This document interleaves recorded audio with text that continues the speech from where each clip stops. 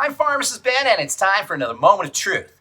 Life is electrical, and all living beings exist like a battery by virtue of positive and negative charges. Cells have a negative charge, which is the result of lots of pieces of electricity called electrons. In general, these electrons can be thought of as energizing and detoxifying, and our wellness depends on our ability to conduct this energy, whose healthful effect can be enjoyed in various ways, including sunshine, the beach, and forests, which are all rich in salubrious electrons or electronic energy. The most important sources of these pieces of electricity, i.e. electrons, is what we eat, and quality foods have quality electrons and lots of them.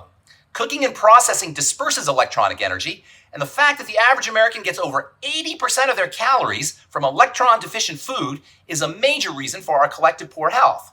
Eating fresh foods, fruits, and veggies, and raw dairy is a great way to get electrons into our bodies, and omega-3 and omega-6 essential fatty acid molecules found in eggs, fish, avocados, grains, and seeds, especially flax and chia, are surrounded with what is known as an electron cloud and are particularly packed with cleansing and detoxifying electrons, i.e. negative charges.